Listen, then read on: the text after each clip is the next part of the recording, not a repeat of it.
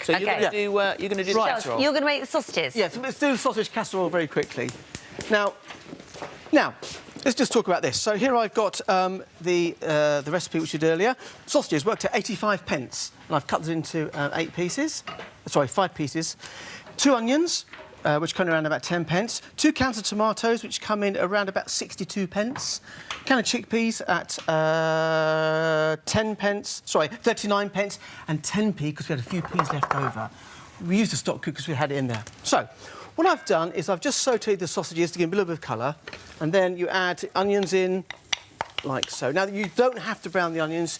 If you want to, it's really up to you, but I don't think you'll notice the difference once you end up cooking it. Where do you get your sausages from? I mean, these are huge price differences depending where you go. Yeah, exactly. You can pay from 85p to 5 up to £5.60, depending where you are. Essentially, what it is, it's how much meat is in them. And bear in mind, meat content can mean fat as well. So when it says 85% meat, 60% that could be meat as well. Fat. It's one of those things where you pay your money, you take your pick.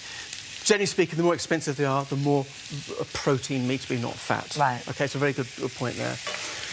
Then I'd add the chickpeas in, they go. 1 can drained, a stock cube, 1 10-gram chicken stock cube or a beef or pork stock cube, which you can get now. A little touch of vinegar.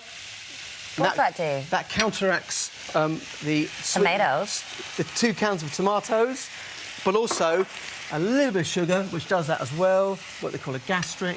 In that goes, and that just takes the richness and the acidity out of tomatoes. That's and the magic balances stuff the whole you flavour. do.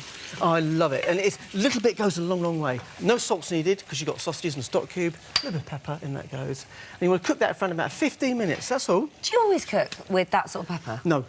No, well, I do sometimes if I can see it. So I wouldn't normally put it in this sort of thing. If I'm doing salads, like crunchy salt as well, or on bread when you can see it, yes. If I'm cooking, normally I use ground pepper and normal table salt. Do you? Yes. OK, because when you're teaching young chefs, they say, I'll put some salt in, so they'll whack that in there like that. That takes about 10 minutes to dissolve. They taste it and go, oh, it's actually fine. 10 minutes later, it's salty. So you need... So that's why I always use table salt. OK, peas go in. 15 minutes later, over here. It's very, very hot, so be careful. A hearty meal. There you go. Look at that. That's mad, isn't it? Yeah. Little goes... As I say, little goes a long way. It'd be very hot, so... It really is going to be Well, no, molten. if you come from the edge, you should be OK like that. But there we are. Let's have a little taste. And the other thing also to say is energy. A lot of energy is used in ovens, so we try to cook on top of the stove, so you don't have to put the energy on. It's really good. And that worked out... It's too hot. That worked out at 41 pence per portion. So Delicious. All the really details on the website if that's intrigued you. Thank you, Phil. Pleasure.